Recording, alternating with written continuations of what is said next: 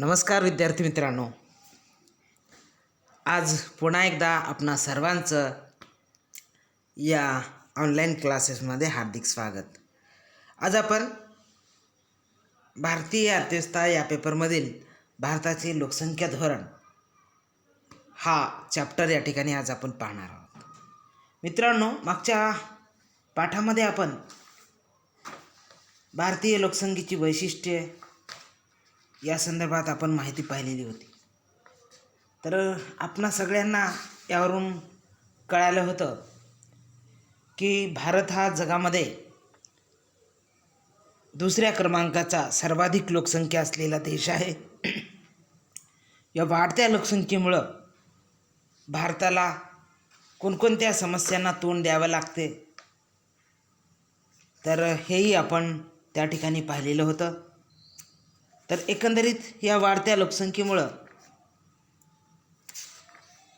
भारतीय अर्थव्यवस्थेवर त्याचे अतिशय विपरीत आणि गंभीर परिणाम झाले असून आणि या वाढत्या लोकसंख्येला कुठेतरी थांबवण्यासाठी त्या प्रकारचं धोरण स्वीकारणं गरजेचं आहे, असं सरकारच्या लक्षात त्या ठिकाणी खूप उशिरा आल्याचं दिसते. म्हणून आपण लोकसंख्येच्या वैशिष्ट्यामध्ये चर्चा करताना हेही पाहिलेलं होतं की भारतीय लोकसंख्या स्वातंत्र्यपूर्व काळामध्ये ज्या गतीने वाढली होती, पण त्या वाढत्या लोकसंख्येबाबत स्वातंत्र्यपूर्व कालखंडामध्ये कसल्याही प्रकारचं धोरण त्या ठिकाणी इंग्रज सरकारनं स्वीकारलेलं दिसून येत नाही. परिणामी आमचा हा लोकसंख्या वाढीची ही समस्या निरंतर ती तशीच कायम राहिली. नंतर स्वातंत्र्यप्राप्तीनंतर या लोकसंख्येसंदर्भात कुठेतरी याला आळा घालण्यासाठी काहीतरी विशिष्ट धोरणं त्या ठिकाणी स्वीकारल्या गेली, परंतु थेट लोकसंख्या या धोरणासाठी, लोकसंख्या नियंत्रित आणण्यासाठी लोकसंख्याविषयक असं धोरण त्या ठिकाणी नव्हतं. ते म्हणजे नियोजन कालखंडामध्ये एक छोटा कार्यक्रम म्हणून त्या ठिकाणी एक तुकडावजा कार्यक्रम त्या ठिकाणी स्वीकारण्यात आलेला होता, परंतु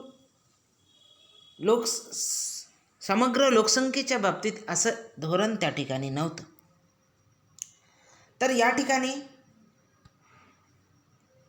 आपण भारतीय लोकसंख्या धोरण खास करून 2000मध्ये सरकारने एक धोरण स्वीकारलेलं आहे लोकसंख्येच्या संदर्भामध्ये, तर त्याविषयी आपण माहिती. नेमकं धोरण म्हणजे काय याविषयी आपण त्याच्यामध्ये आढावा घेऊ. मित्रांनो, लोकसंख्येबद्दल शासनाने निश्चित केलेली उद्दिष्टे व ते साध्य होण्यासाठी केलेली उपाययोजना याला लोकसंख्या धोरण म्हणतात, किंवा कल्याणाच्या दृष्टीने शासनाने हाती घेतलेल्या योजना याला लोकसंख्या धोरण असे म्हणतात. तर पुन्हा लक्ष द्या, मी काय म्हणतो. लोकसंख्येबद्दल शासनाने निश्चित केलेली उद्दिष्टे व ते साध्य होण्यासाठी केलेली उपाययोजना याला लोकसंख्या धोरण असे म्हणतात. तर याच्या सांगायचं असे भाषेत सांगायचं तर लोककल्याणाच्या दृष्टीने शासनाने ज्या काही योजना हाती घेतलेल्या आहेत त्याला देखील लोकसंख्या धोरण असे म्हणतात. म्हणजे लोकसंख्या धोरण म्हणजे काय की लोकसंख्येसंदर्भात काही निश्चित केलेली जी काही उद्दिष्टे असोत, तर ती साध्य होण्यासाठी शासनाने ज्या काही योजनांचा, धोरणांचा अंगीकार केला जातो त्याला आपण लोकसंख्या धोरण असे म्हणतो. म्हणजे खास करून आपण लोकसंख्या धोरण 2000 संदर्भात या ठिकाणी माहिती पाहणार आहोत. तर हे धोरण म्हणजे काय या संदर्भात एक प्रमाण व्याख्या लोकसंख्या तज्ज्ञ वॉरन थॉम्पसनची व्याख्या आपण या ठिकाणी पाहू. त्यानंतर आपण पुढच्या पाठाकडे वळू. पहा, वॉरन थॉम्पसन यांनी लोकसंख्या धोरण कशाला म्हणावं याचं एक व्याख्या त्यांनी सांगितलेली आहे की एखाद्या लोकसंख्या गटाची स्वतःची संख्या आणि वैशिष्ट्ये नियंत्रित ठेवण्यासाठी हेतुपुरस्पर तयार केलेली योजना म्हणजे लोकसंख्या धोरण होय. तर या ठिकाणी वॉरन थॉम्पसन असे म्हणतात, एखाद्या लोकसंख्या गटाची स्वतःची संख्या आणि वैशिष्ट्ये नियंत्रित ठेवण्यासाठी हेतुपुरस्पर तयार केलेली योजना म्हणजे लोकसंख्या धोरण आहे. वॉरेन थॉम्सन देखील असंच म्हणतात, जी काही लोकसंख्या आहे त्या गटाची जी काही वैशिष्ट्ये आहेत त्याच्यावर कुठंतरी नियंत्रण ठेवण्याचे. वैशिष्ट्यामध्ये आपण भारतीय लोकसंख्येची वैशिष्ट्ये पाहिलेली होती. तर एकंदरीत जी काही वैशिष्ट्ये आहेत आणि त्या वैशिष्ट्यांना कुठंतरी थांबवण्यासाठी, त्याच्यावर नियंत्रण आणण्यासाठी जे काही हेतुपुरस्पर जे काही धोरण किंवा योजना तयार केली जाते त्याला आपण लोकसंख्या धोरण असे म्हणतो, असं या ठिकाणी वॉरेन थॉम्सन असे म्हणतात. तर अशा प्रकारचं हे धोरण म्हणजे स्वातंत्र्याच्या काळानंतर भारतामध्ये वेगवेगळ्या योजनेच्या माध्यमातून त्या ठिकाणी ठरवण्यात येऊ लागलेलं होतं. खास करून नियोजन काळामध्ये भारताच्या लोकसंख्येसंदर्भात काही छोट्या छोट्या योजना त्या ठिकाणी सुरू करण्यात आलेल्या होत्या. पण परिणामकारक असं धोरण त्या अगोदर आपल्याला दिसून येत नाही. तर दुसरी गोष्ट अशी की स्वातंत्र्यानंतर भारताची लोकसंख्या भरमसाठ वाढू लागलेली आहे. म्हणजे जवळपास 2001 ते 2011 या कालखंडात 18.1 कोटी लोकसंख्या त्या ठिकाणी वाढल्याचं आपल्याला दिसून येते. या एका दशकामध्ये 18.1 कोटी लोकसंख्या त्या ठिकाणी वाढल्या दिसते. आणि हे वाढत्या लोकसंख्येमुळे याचे गंभीर परिणाम आपण पाहतो आहे. लोकांना राहायला जागा नाही, खायला पुरेसं अन्न नाही, शिक्षणाची व्यवस्था नाही. सरकारने ज्या काही व्यवस्था उभारते त्या सगळ्या व्यवस्था त्या ठिकाणी आपल्याला अपुऱ्या भासतात. बसस्टँड कमी पडतात, रेल्वे स्टँड कमी पडतात, विमानतळ कमी पडतात. म्हणजे जिकडे तिकडे लोकसंख्येच्या ह्या भीषण समस्येने देश त्या ठिकाणी त्रस्त झालेला आपल्याला दिसून येतो. म्हणून बेरोजगारी, गरिबी, दारिद्र्य, भूकबळी या समस्या आपल्याला वाढताना दिसतात. तर या सगळ्यांचं मूळ हे वाढत्या लोकसंख्येमध्ये आहे. या सगळ्यांचं कारण हे वाढत्या लोकसंख्येमध्ये आहे.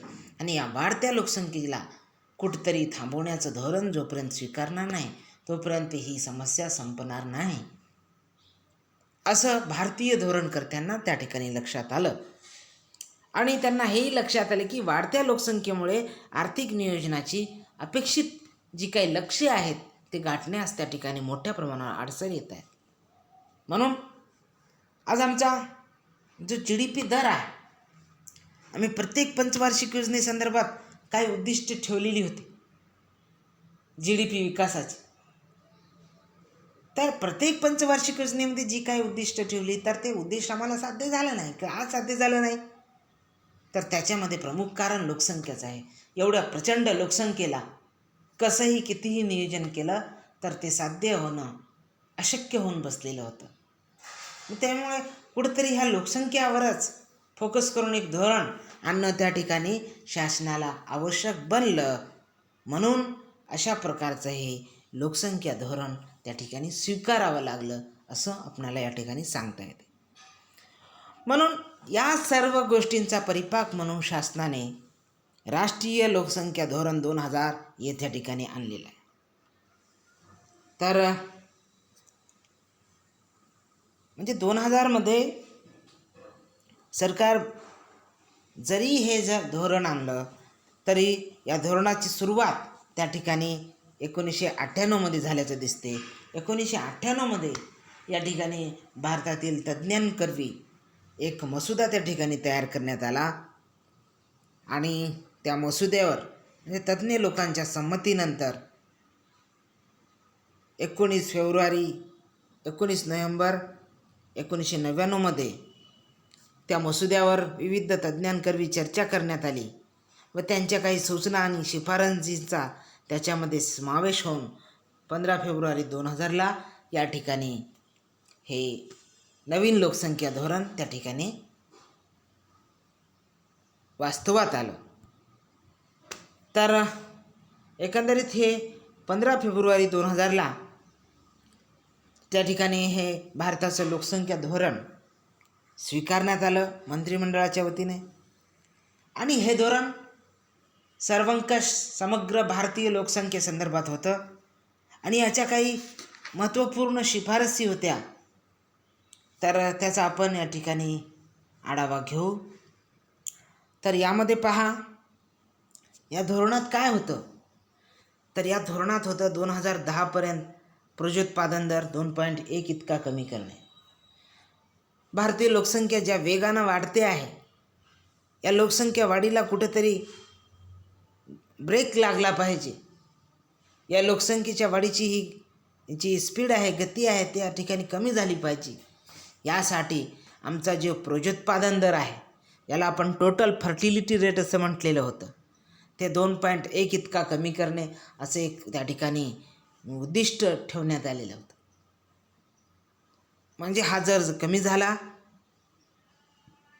निश्चितच भारतीय लोकसंख्या कमी होईल असा विश्वास त्या ठिकाणी या धोरणकर्त्यांना होता. तर दुसरं उद्दिष्ट त्यांनी ठेवलेलं होतं सार्वत्रिक लसीकरणाची मोहीम. भारताची ही जी काही वाढती जनसंख्या आहे, विशेष करून जे काही जन्माला येणारी बालकं आहेत, ही बालकं ही कोणत्याही देशाची भावी भविष्य असतात. त्याच्यामुळे सुदृढ बालक म्हणजे सुदृढ देश असतो. म्हणून ही निरोगी बालकं या ठिकाणी देशाची संपत्ती असते. आणि त्यासाठी म्हणून वेगवेगळ्या रोगांनी जे काही बालकं दगावण्याचं व कमजोर बालकांचं जे काही प्रमाण आहे ते कमी व्हावं, यासाठी सार्वत्रिक लसीकरणाची मोहीम ही त्या ठिकाणी हाती घेतलेली आहे. म्हणजे सर्वच बालकांना, सरसकट सगळ्यांना सरकारने मोफत लस पुरवठा करावं, अशा प्रकारचं धोरण या लोकसंख्या धोरण 2002मध्ये आपल्याला दिसते. दुसरा आहे 2 मुलांचा निकष राबवणे. आज म्हणजे पहा, या लोकसंख्या धोरणामध्ये लोकसंख्या तज्ज्ञांनी सांगितलेलं आहे की 2 मुलांचा निकष राबवणे ही काळाची गरज आहे. जोपर्यंत असं सरकार करवी असं आपण करणार नाही, तोपर्यंत लोक स्वतःहून अशा प्रकारचे उपाय त्या ठिकाणी ते आणणार नाहीत. तर त्याच्यामुळे 2 मुलांचा निकष जर राबवला तर साहजिकच आहे की लोकसंख्या वाढीला त्या ठिकाणी मोठ्या प्रमाणावर आळा बसेल. म्हणून पहा, आज महाराष्ट्रामध्ये आपण 2 मुलांचा निकष सुरू केलेला आहे. मग नोकरी लागताना असो किंवा वेगवेगळे फॉर्म भरताना, इलेक्शन लढवताना आपल्या राज्यामध्ये हा निकष या ठिकाणी लागू झालेला आहे. 2पेक्षा जास्त अपत्य असतील तर तुम्हाला जॉब मिळणार नाही किंवा इलेक्शन लढवणार नाही, अशा प्रकारचे कायदे आपण या ठिकाणी केलेले आहे. आणि त्याच्यामुळे लोक पहा, म्हणजे सरकारच्या अशा या धोरणाला प्रतिसाद देत त्या ठिकाणी ते त्याचा अवलंब करत आहेत. म्हणजे लोकसंख्येमध्ये त्या ठिकाणी घट होत आहे हे आपल्याला दिसते. दुसरं, दर्जेदार लोकसंख्या प्रतिबंधक साधनांचा पुरवठा करणे. आमच्याकडे पहा, लोक एक काळाप्रमाणे बदलण्यास तयार असतात, पण काळाप्रमाणे बदलण्यास तयार असण्यासाठी ज्या काही साधनांचा पुरवठा आपल्याला करावा लागतो ते त्या ठिकाणी होताना दिसून येत नाही. म्हणून अशा प्रकारची लोकसंख्या वाढत असते.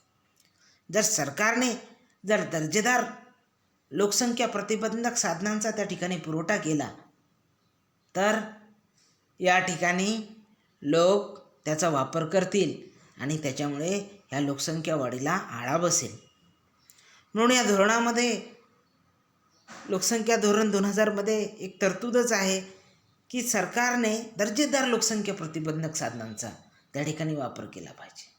म्हणजे कुटुंब नियोजनासाठी, म्हणजे जे आज लोकसंख्या प्रतिबंधक नियंत्रणामध्ये पहा, आता फक्त एकच आहे की मग ते स्त्रियांना समोर ठेवूनच या ठिकाणी काही उपाय होताना दिसतात. ते पुरुषांना केंद्रित ठेवून देखील उपाय असले पाहिजे, जेणेकरून दोघांनाही त्या सुलभ पद्धतीने जर अशी प्रकारची लोकसंख्या प्रतिबंधक साधने जर उपलब्ध झाली तर त्या ठिकाणी लोकसंख्या वाढीला निश्चितच आळा बसतो. म्हणून सरकारनेच या ठिकाणी अशा प्रकारच्या साधनांचा पुरवठा केला पाहिजे. मग ती कुटुंब नियोजनाची साधने असो, शस्त्रक्रिया असो जी स्त्रियांवर होते, तर अशा प्रकारे पुरुष नसबंदी किंवा वेगवेगळ्या अशा प्रकारची जी काही साधनं आहेत ती असली पाहिजेत. ती आणि सगळ्यांना वापरण्यास सुलभ असली पाहिजे, जेणेकरून त्या ठिकाणी लोकसंख्येला आळा घालता येतो. तर यानंतर आहे बालविवाहावर नियंत्रण ठेवणे. पहा, आपण हे भारतीय वैशिष्ट्यच पाहिलं होतं लोकसंख्येच्या संदर्भात, की आजही भारतामध्ये अगदी बालविवाहाचं प्रमाण जास्त आहे, प्रचलित आहे. ही आमची रूढी परंपरा राहिलेली आहे की लहानपणीच लग्ने करणे हे भारतीय समाजाचं वैशिष्ट्य आहे. मग हे बालविवाह जास्तीत जास्त घडून आल्यामुळे त्या ठिकाणी ज्या दाम्पत्याचं लग्न लवकर होते त्यांना प्रजोत्पादन कालावधी जास्तीत जास्त मिळतो. परिणामी त्या ठिकाणी लोकसंख्या वाढ मोठ्या प्रमाणावर होते. जर आम्ही अशा प्रकारे बालविवाहावर जर प्रतिबंध केला, त्याच्यावर जर नियंत्रण आणले, तर साहजिकच आहे स्त्री आणि पुरुषांना जो काही प्रजोत्पादन कालावधी मिळतो त्यामध्ये मोठ्या प्रमाणावर घट होते व त्यानंतर मात्र ह्या लोकसंख्या वाढीला आळा बसू शकतो. यासाठी या धोरणामध्ये ही 5वी तरतूद आहे की बालविवाहावर नियंत्रण ठेवलं पाहिजे आणि याशिवाय आमचं हे लोकसंख्या धोरण साध्य होणार नाही. तर 6वं आहे बालमृत्यूचे प्रमाण कमी करणे. तर लोकसंख्या वाढीसंदर्भातच आहे का असंही नाही. जी काही लोकसंख्या आहे ती त्या देशाची संपत्ती असते आणि सुदृढ लोकसंख्या, बुद्धिमान लोकसंख्या या ठिकाणी प्रत्येक देशाची संपत्ती मानली जाते. भारतामध्ये बालमृत्यूचं प्रमाण हे अशाच प्रकारचं मोठ्या प्रमाणावर दिसून येते. ते कुठेतरी रोखलं पाहिजे. यासाठी या लोकसंख्या धोरणामध्ये ही 6वी तरतूद त्या ठिकाणी करण्यात आलेली आहे. म्हणजे यासाठी बालकांना लागणारे वेगवेगळे लस असतील, वेगवेगळे औषध असतील, वेगवेगळ्या आरोग्यविषयक सुविधा त्या ठिकाणी पूर्ण केल्या पाहिजेत, पुरवल्या पाहिजेत, ज्याचा परिणामी बालमृत्यू दर कमी होऊन त्या ठिकाणी एक सुदृढ लोकसंख्या आपल्याला दिसून येईल. तर नंतर आहे 7वं 14 वर्षातील शाळेतील शिक्षण मोफत व सक्तीचे करणे. तर शिक्षित जनता ही कोणत्याही देशाचं एक भूषण आणि संपत्ती मानल्या जाते. त्याच्यामुळे देशातील प्रत्येक बालकाला किमान वयाच्या 14 वर्षापर्यंत तरी सरकारकडून मोफत व सक्तीचे शिक्षण मिळालं पाहिजे, अशा प्रकारचं शिफारस या धोरणामध्ये करण्यात आलेलं आहे. तरतूदच आहे, जेणेकरून त्या वयोगटामध्ये तो बालक शाळामध्ये घेतला पाहिजे. बालकाचा हे वय म्हणजे संस्कार आणि श्रमाचे धडे गिरवण्याचा हा वय असतो. तर यामध्ये योग्य जर शिक्षण जर मिळालं, अशा प्रकारे संस्कारित भविष्य, संस्कारित पिढ्या हे त्या ठिकाणी त्या देशाचं भविष्य घडवत असतात. म्हणून 0 ते 14 या वयोगटातील जे काही शिक्षण आहे ते मोफत आणि सक्तीचं असावं, अशा प्रकारची तरतूद या ठिकाणी करण्यात आलेली आहे. तर 7वं आहे या ठिकाणी सुरक्षित गर्भपाताची सोय करणे. पहा, आजही आपण भलेही किती प्रगतीच्या गप्पा मारत असल्या तरी आजही आमच्या वाड्या वस्तींवर अशा प्रकारे सुरक्षित गर्भपाताची त्या ठिकाणी सोय नाही. परिणामी अनैच्छिकपणे अनेक दाम्पत्यांना अशा प्रकारे त्या ठिकाणी इच्छा नसून देखील त्या ठिकाणी गर्भधारण करावं लागतो. परिणामी ती लोकसंख्या वाढ होते. तर अशा प्रकारच्या सुविधा जर आम्ही सर्व लोकांपर्यंत पुरवल्या तर त्या ठिकाणी निश्चितच अशा प्रकारच्या अनैच्छिक लोकसंख्या वाढीला पायबंद घालता येतो. तर त्यासाठी या लोकसंख्या धोरणामध्ये हे 8वी तरतूद त्या ठिकाणी आहे.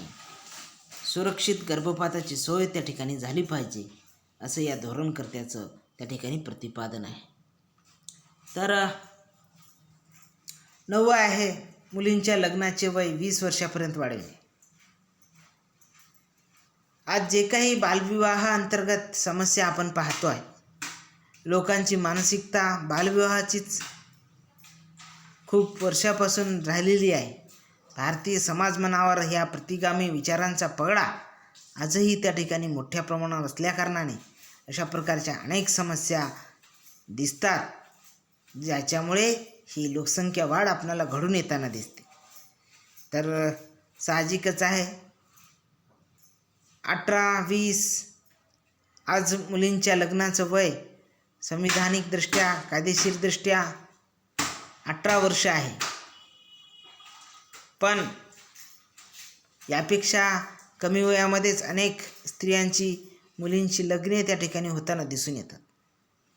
या प्रकारे अजून जर आपण या वयोमर्यादेत वाढ केली तर नक्कीच त्या ठिकाणी विशेष करून मुलींना जो काही प्रजोत्पादन कालावधी मिळतो त्या ठिकाणी त्यामध्ये लक्षणीय घट होईल आणि परिणामी लोकसंख्या वाढ त्या ठिकाणी रोखता येईल. त्यासाठी मुलीच्या लग्नाचे वय 20 वर्षापर्यंत वाढवायचं एक तरतूद या ठिकाणी करण्यात आल्याचं आपल्याला दिसते. 10वा आहे एड्स सारख्या रोगाचा प्रसार थांबवणे आणि त्याचा प्रतिबंध करणे. पहा, वाढत्या लोकसंख्येचाच किंवा इतर याच्या काही दुष्परिणामांमधला एक दुष्परिणाम म्हणजे एड्स सारख्या रोगाचा प्रसार होईल. तर आज संबंध जगामध्ये ह्या रोगाने, एड्स रोगाने आपला पाय पसरलेला आहे.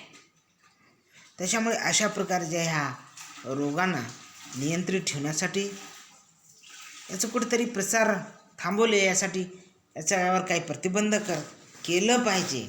अशा प्रकारचे हे धोरण या ठिकाणी आपल्याला सांगताना दिसून येते. तर या पद्धतीने आपण लोकसंख्या धोरण 2000 याविषयी आपण माहिती घेतलेली आहे. तर यानंतर आपण ही जी काही लोकसंख्या आहे, ही जी काही लोकसंख्या आहे, या लोकसंख्या वाढी संदर्भामध्ये आपण ह्या लोकसंख्येला कसं नियंत्रित करू, यासाठी या नियंत्रणाचे उपाय हे आपण या पाठात पाहणार आहोत. तर त्याचा पहिला उपाय आपणाला सांगता येईल, केवळ लोकसंख्या धोरण स्वीकारून त्या ठिकाणी पुरेसे नाही, तर ह्या वाढत्या लोकसंख्येला नियंत्रित करण्यासाठी काही सक्षम उपाय आपणाला करणं गरजेचं आहे आणि ते या ठिकाणी सांगण्यात आलेले आहेत. तर यामध्ये पहिला उपाय आहे जन्मदरात घट करणे. आता वाढत्या लोकसंख्येला या ठिकाणी रोखायचं असेल तर या ठिकाणी जन्मदरात घट करणे हे अतिशय गरजेचं आहे. तर भारतीय स्वातंत्र्याच्या नंतर म्हणजे 50 वर्षाच्या काळात मृत्यूदर 27 वरून 10 पर्यंत घटलेला आहे. परंतु गेल्या 50 वर्षात हा जो जन्मदर आहे त्या ठिकाणी तो 43 वरून 30 वर आलेला आहे. तर अशा प्रकारात या ठिकाणी जन्मदरामध्ये काही अंशी निश्चित घट झालेला आहे. पण यामध्ये अजूनही मोठ्या प्रमाणावर घट करण्याची गरज आहे. त्याच्यामुळे लोकसंख्या वाढ त्या ठिकाणी रोखता येईल. त्यासाठी लोकसंख्या शिक्षण व कुटुंब नियोजनाचा प्रसार आवश्यक आहे असं आपल्याला म्हणता येते. तर नेक्स्ट सांगता येईल कृषी उत्पादनात वाढ करणे. तर भारत हा एक कृषीप्रधान देश आहे आणि या देशामध्ये कृषीची उत्पादकता आहे ती अतिशय कमी आहे. म्हणून उत्पादकता वाढवणे हे आवश्यक आहे. म्हणजे वाढत्या लोकसंख्येसाठी या अन्नधान्याचा निरंतर पुरवठा करणे, यासाठी कृषी उत्पादन वाढवणे त्या ठिकाणी आवश्यक ठरते. तर दुसरं सांगता येईल वयोमर्यादेत वाढ करणे. आताच आपण पाहिलेलं होतं की लोकसंख्या धोरणामध्ये देखील की त्या ठिकाणी जी काही विवाह वयोमर्यादा आहे, मुलींसाठी 18 आणि मुलांसाठी 21,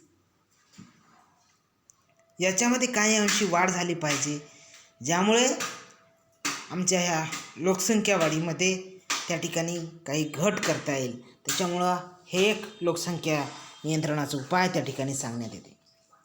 तर चौथं त्या ठिकाणी सांगण्यात येते द्विभार्या प्रतिबंधक. तर भारतामध्ये द्विभार्या प्रतिबंधक म्हणजे एकपेक्षा जास्त स्त्रियांशी विवाह करणे ते कायद्याने बंदी आहे. पण तरी देखील ग्रामीण भागामध्ये किंवा वेगवेगळ्या धर्मामध्ये एकापेक्षा अनेक स्त्रियांशी विवाह करण्याचे त्या ठिकाणी प्रचलन आहे, रूढी आहे, रीत आहे. तर अशा प्रकारे एकापेक्षा जास्त स्त्रियांशी लग्न केल्यामुळे त्या ठिकाणी अपत्य संख्या मोठ्या प्रमाणावर वाढ होते.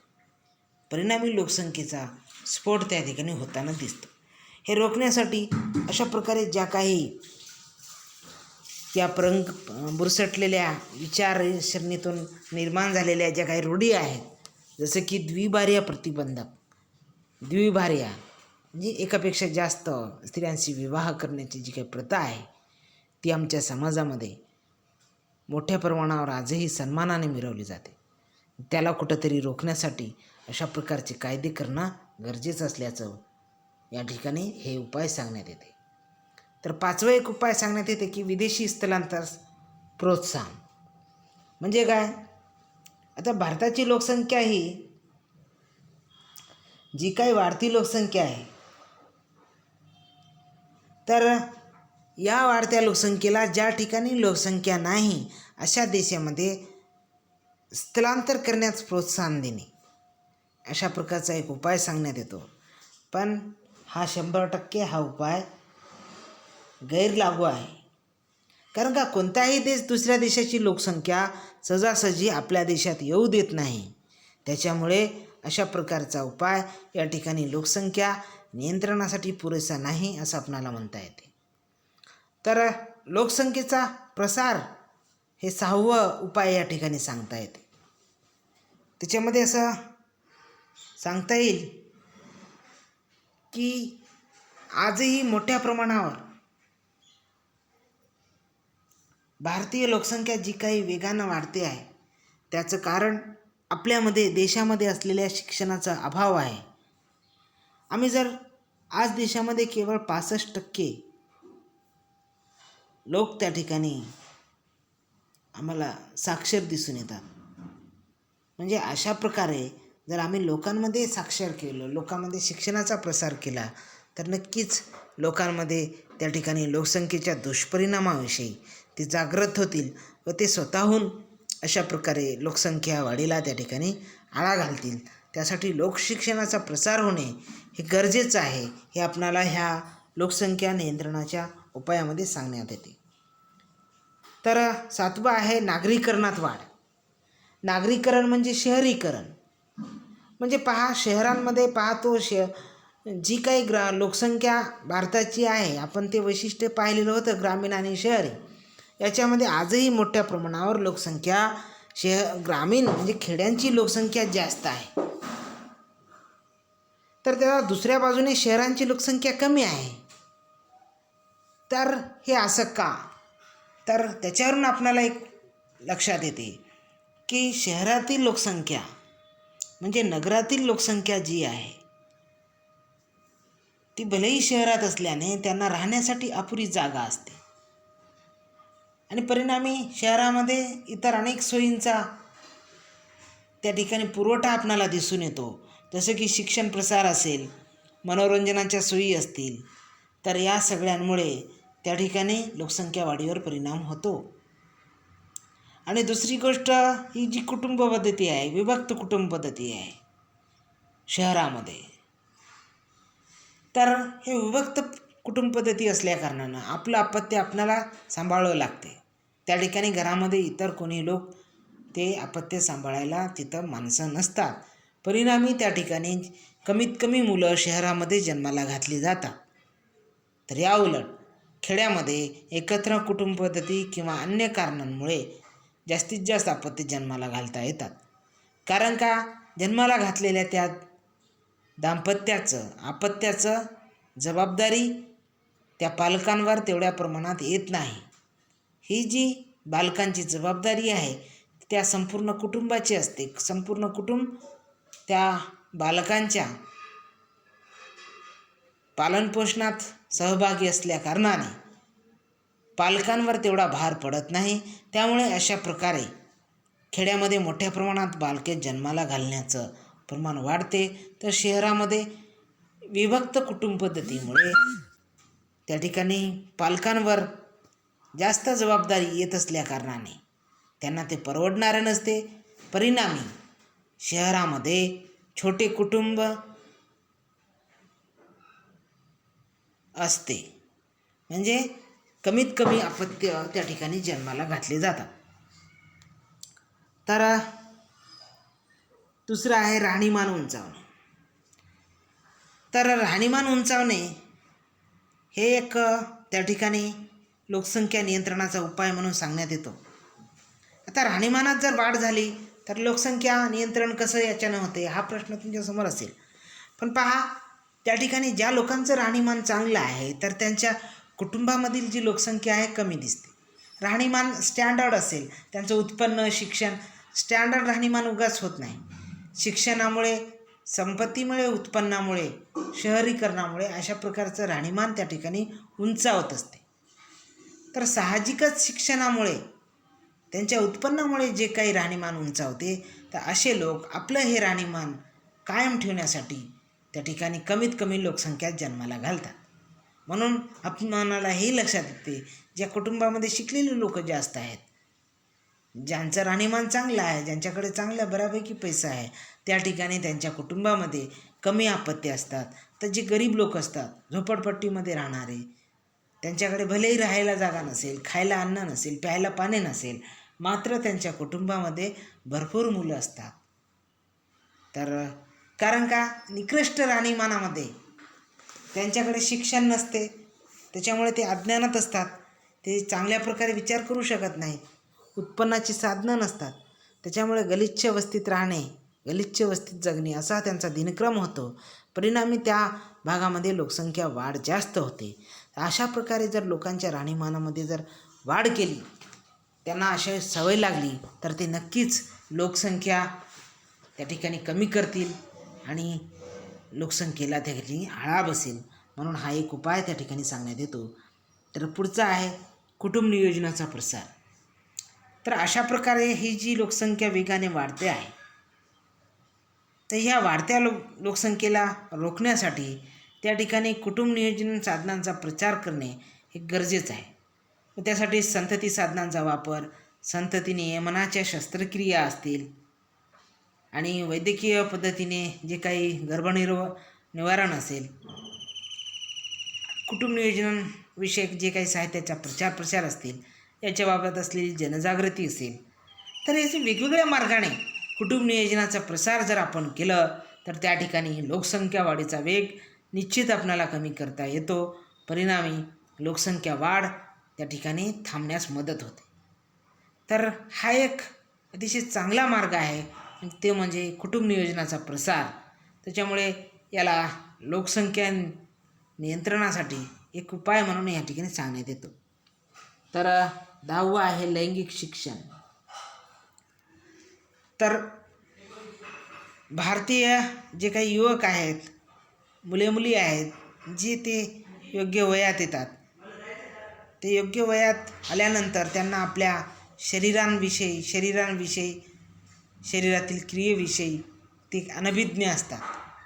संकोचपणे आपल्या समाजामध्ये आपल्या अपत्यांना अशा प्रकारचे शिक्षण देण्याची कसलीही पद्धत नसल्याकारणाने ते चुकीच्या मार्गाने आपल्या शारीरिक अवयवांशी त्याचा चुकीचा वापर करतात. परिणामी त्यातून चुकीच्या पद्धतीने अनैतिक संबंध असतील किंवा गर्भधारण असेल त्या ठिकाणी होऊन येते, वाढ होते आणि परिणामी अनैच्छिक अपत्यांचं त्या ठिकाणी जन्म होतो. अनैच्छिक बालकांचा त्या ठिकाणी जन्म होतो, परिणामी लोकसंख्या वाढ घडून येते. तर अशा प्रकारे जर आपण त्यांना योग्य वयामध्ये लैंगिक शिक्षण जर दिलं, तर हे लैंगिक शिक्षण दिल्यामुळे नक्कीच त्यांच्यात एक जागृती निर्माण होईल व ही जी काही अनैच्छिक लोकसंख्या वाढ होते ते त्या ठिकाणी रोखता येते असं आपल्याला सांगता येते. तर दुसरं आहे सक्तीचे निर्बीजीकरण. या ठिकाणी सक्तीचं आहे सक्तीचे निर्बीजीकरण. म्हणजे ज्याप्रमाणे पहा, म्हणजे स्त्री आणि पुरुषांवर म्हणजे जबरदस्तीने सरकारकडून अशा प्रकारे त्यांचं निर्बीजीकरण केले पाहिजे, जेणेकरून त्यांना कोणतेही अपत्य जन्मालाच आले नाही पाहिजेत. अशा प्रकारची जी काही शस्त्रक्रिया असेल, उपाय असेल, ते म्हणजे सक्तीचे निर्बीजीकरण होय. पण काही देशामध्ये हा उपाय सांगण्यात येतो की अनेक लोकसंख्या तज्ज्ञ असं म्हणतात की त्या देशामध्ये जे अपंग असतील, जे व्यंग, ज्या दाम्पत्यांना व्यंग आहे, वेडसर असतील, अशा पालकांना, म्हणजे वेडसर असतील, अपंग असतील, मनोरुग्ण असतील, तर अशा लोकांना सक्तीचे निर्बीजीकरण केलं पाहिजे. पण यांना माहीत नसते, यांना स्वतःचंच जीवन जगता येत नाही, तरी पण यांनी लैंगिक संबंध ठेवल्या कारणाने त्यांच्याकडे जे काही अपत्य होतात त्याच्यामुळे लोकसंख्या म्हणजे एक निकृष्ट लोकसंख्या, तशाच सपोज जर अपंग असेल तर त्या ठिकाणी तशीच लोकसंख्या जन्माला येते. आणि हे कुठेतरी रोखण्यासाठी त्या ठिकाणी सक्तीचं निर्बीजीकरण केलं पाहिजे असा एक उपाय त्या ठिकाणी सांगता येतो. म्हणजे लोकसंख्येच्या गुणात्मक वृद्धीसाठी जे बुद्धिमान असतील त्यांनाच जन्माला घालण्याचं स्वातंत्र्य दिलं पाहिजे. तर जे रोगग्रस्त असतील, वेडसर असतील, काही व्यंगधारक असतील, मनोरुग्ण असतील, तर अशा लोकांचं सक्तीनं निर्बीजीकरण केलं पाहिजे. यामुळे एकीकडे लोकसंख्येच्या वाढीला आळा तर बसेलच, परंतु त्या ठिकाणी जी काही विकृत जनसंख्या जन्माला येते त्याचाही प्रसार त्या ठिकाणी होत नाही. पण अशा प्रकारचा उपाय हा स्वातंत्र्यविरोधी मानला जातो. लोकसंख्या जन्माला घालणे हे प्रत्येक व्यक्तीचा एक मानवाधिकार मानले जाते. त्याच्यामुळे अशा प्रकारे सक्तीनं त्यांच्या निर्बीजीकरण करणे ते अयोग्य होऊन बसते. तर शेवटचं नेक्स्ट आपल्याला सांगता येईल की कर सवलतीबद्दल दंडात्मक धोरण. तर एक चांगला उपाय आहे लोकसंख्या नियंत्रणासाठी हा. तर सरकारने कर व सवलतींबद्दल एक दंडात्मक धोरण स्वीकारलं पाहिजे, जेणेकरून लोकसंख्या वाढीला त्या ठिकाणी आळा बसेल असा एक उपाय त्या ठिकाणी सांगण्यात येतो. तर याचा अर्थ असा आहे की ज्या जोडप्यांना कमी अपत्य आहे तर सरकारने त्यांना जास्त सुविधा दिल्या पाहिजेत. उलट ज्या दाम्पत्यांना जास्त मुलं आहेत त्यांच्यावर जास्त दंडात्मक धोरण अवलंबलं पाहिजे असं त्या ठिकाणी सांगण्यात येते. याचा अर्थ जास्त अपत्यांना, एखाद्या दाम्पत्यांना, एका पालकाला जर जास्त अपत्य असतील, जास्त मुले जर असतील, तर त्यांच्यावर सरकारनं टॅक्स लावलं पाहिजे. त्यांना वेगवेगळ्या शासकीय सुविधांमधून वगळलं पाहिजे, जेणेकरून लोक त्या ठिकाणी कमी अपत्य जन्माला घालतील निश्चितच व त्या ठिकाणी लोकसंख्या वाढीला आळा बसेल. आज महाराष्ट्रामध्ये ती गोष्ट सुरू झालेली आहे. म्हणजे 2पेक्षा जास्त जर अपत्य असेल तर आपल्या महाराष्ट्रामध्ये आपणाला इलेक्शनमध्ये थांबवता येत नाही ग्रामपंचायतीचं. तर अशा प्रकारचा कायदा केल्या कारणाने अनेक लोक आपलं इलेक्शन, राजकीय करिअर बरबाद होऊ नये यासाठी 2च अपत्यावर ती कुटुंब नियोजनाची शस्त्रक्रिया करताना दिसतात. त्यामुळे बऱ्यापैकी लोकसंख्या त्या ठिकाणी लक्षणीय कमी होताना आपल्याला आढळून येते. तर नेक्स्ट आपल्याला सांगता येते लोकसंख्या शिक्षण. तर लोकसंख्या शिक्षण मग अशी पाहिल्याप्रमाणे हे लोकांमध्ये शिक्षणाचा प्रसार झाला पाहिजे की लोकसंख्या वाढीबद्दल त्यांच्यात जनजागृती केली पाहिजे, जेणेकरून ते लोकसंख्या वाढीवर नियंत्रण आणू शकतील, आळा घालण्यास मदत करू शकतील. त्यासाठी लोकसंख्या शिक्षण हे देणं अतिशय महत्त्वाचं असल्याचं एक उपाय या ठिकाणी सांगण्यात येते. तर नेक्स्ट सांगण्यात येईल ते म्हणजे सामाजिक दर्जात सुधारणा. समाजाचं जी काही दर्जा आहे तर त्याच्यामध्ये सुधारणा झाली पाहिजे. म्हणजे पहा, समाजामध्ये बेरोजगारी, ही जी बेरोजगारी आहे तर ह्या बेरोजगारीमुळे त्या ठिकाणी मोठ्या प्रमाणावर वाईट गोष्टींची सुरुवात होत असते. म्हणून अशा प्रकारे बेरोजगारी असतील किंवा इतर अनेक प्रकारे आमच्या समाजामध्ये लोकसंख्येच्या बाबतीत अनेक सुधारणा आपल्याला करावं लागेल. चांगल्या पद्धतीच्या सोयीसुविधा जर आपण उपलब्ध करून दिलं, सामाजिक दर्जात जर वाढ घडून आणली, लोकांच्या राहणीमान जर उंचावलं, तर त्या ठिकाणी लोकसंख्या वाढीला आळा घालता येतो, त्या ठिकाणी त्याच्यावर नियंत्रण आणता येते. म्हणून हा उपाय या ठिकाणी सांगता येतो. तर अशा प्रकारे आपण आजच्या या पाठामध्ये भारताचे लोकसंख्या धोरण 2000 व लोकसंख्या नियंत्रणाचे उपाय या ठिकाणी आपण पाहिलेला आहे. तर पुन्हा भेटूया आपण पुढच्या पाठामध्ये. तोपर्यंत थँक्यू, नमस्कार, धन्यवाद.